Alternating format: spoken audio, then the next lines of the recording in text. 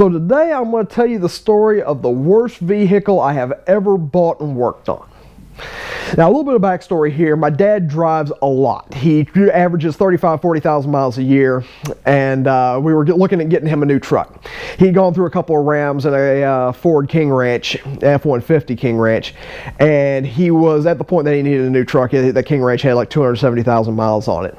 So we got to thinking, hey, you know, you are hard on trucks and you put a lot of miles on them, so why don't we go to a diesel truck that'll have a lot heavier duty parts and it should last you a lot longer. You know, we can go 400,000 or 500,000 miles on it. He said fine. So I started looking around Dodge, Chevrolet and whatnot, and I landed on the Ford Powerstrokes. He was coming off Ford, he liked Ford, so we said, hey, you know, I found this truck with a 6.0 Powerstroke in it. It was an 03 F250 Lariat.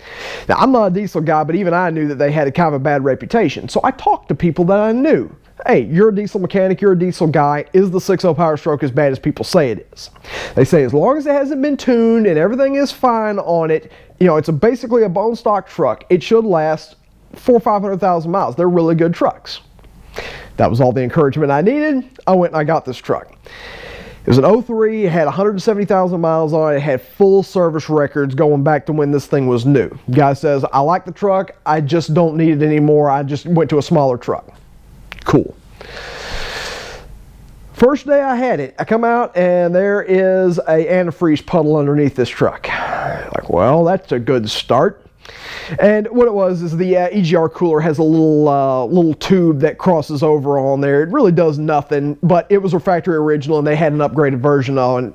Not that hard to change out. Changed it out, truck was fine. Then about 2 weeks later, it started giving trouble. My dad had to call my brother-in-law at about 6 in the morning and say, hey, this truck just broke down in the worst neighborhood in Dallas. I need you to come and get me. Cool. Got the truck back. It was starting. It was wanting to start. It would start a little bit. It would die. It wouldn't restart, the whole nine. So I think, okay, it's the IPR or the ICP valve.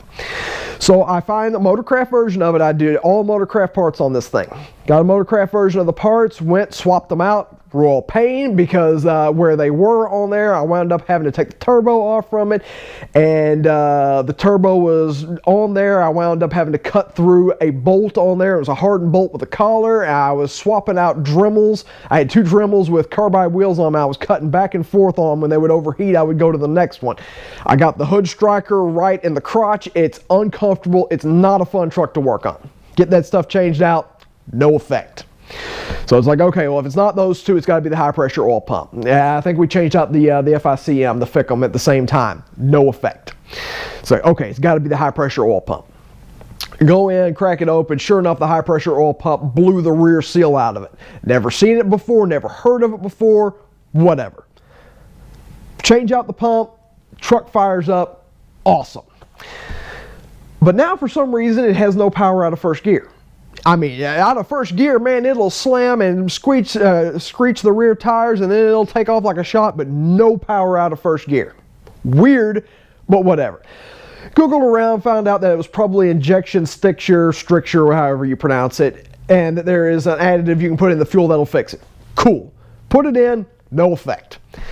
Okay, it's probably starving for fuel out of first gear, so we changed the lift pump, we changed the fuel pressure regulator with the blue spring upgrade, the fuel filter, the whole nine, no effect.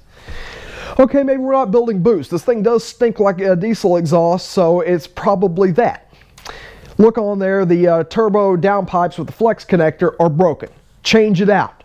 No effect. At this point, it's like, screw it. You know what? We got power out of second gear. Who needs power out of first gear anyway?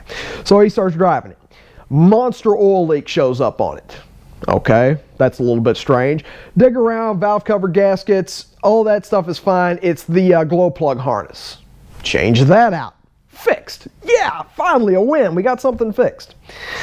Dad starts driving it into summer, and it won't start when it's hot. Randomly. Sometimes it'll crank right up, sometimes you'll burn the starter out, run the batteries clean down on it trying to get it to start. So we think, okay, maybe the FICM that we changed was bad, so we put that one back on there, no effect. Okay, this is getting old. My dad says, okay, this truck is not reliable. This thing, I've only put like 10,000 miles on it. I've spent an obscene amount of money on it, and the thing ain't working. He says, I'm just going to go get me another truck, and we'll deal with this thing later. We'll fix it. Fine. I started driving it around for my thrift shop business I needed to haul stuff with. And it does okay, and then sometimes it's same story, man. You can just crank this thing into oblivion and it will not start. So I think, okay, I know what's going on here. The injectors are bad and the nipple cups are probably leaking. So I get brand new injectors for this thing, nitrile O-rings for the injectors. I get hardened nipple cups. Change all of it out, you guessed it, no effect. So I have to figure, all right, screw it, I'll just drive it around and not really do much to it and see what happens. And then it starts misfiring. And at this point it's running on 6 cylinders. It won't start when it's hot. We have changed everything you can change on this truck and it has no effect on it. At this point I say, you know what, I'm done. I put it up on Facebook. I'm not a liar. I tell people, you know, exactly what's going on here. A Powerstroke mechanic comes out. This is what he does. He looks at it. I tell him my best guess, the injectors I bought were bad. Okay, I went a little cheap on the injectors. That's my guess. They're probably bad. He says, okay, let me go drive it. He drives it, comes back and says, look, he says, it's got strong oil pressure. He says, the high pressure thing's fine. It's got good fuel pressure. He said, you're probably right. It's that. He said, you're not lying to me. I said, no. I said, I will tell you everything I've done to this truck. You can look at this truck. Fine. He makes me an offer. I say, the truck's yours. Take it.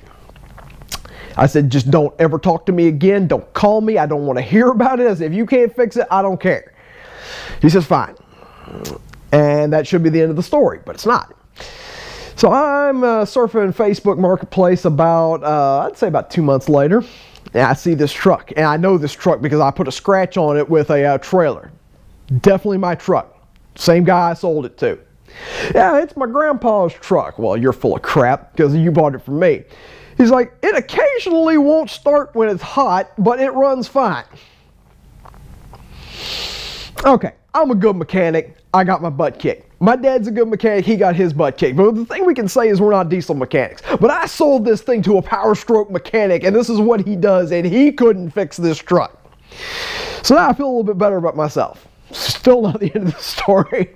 About 2 months later, I see another guy that owns this truck. I presume he bought it from this guy. It's misfiring. It won't start when it's hot. This truck is cursed. Nobody can fix this thing. That's the end of the story. I assume this truck is probably sitting in a junkyard somewhere at this point because that damn thing was cursed. Worst truck I've ever bought.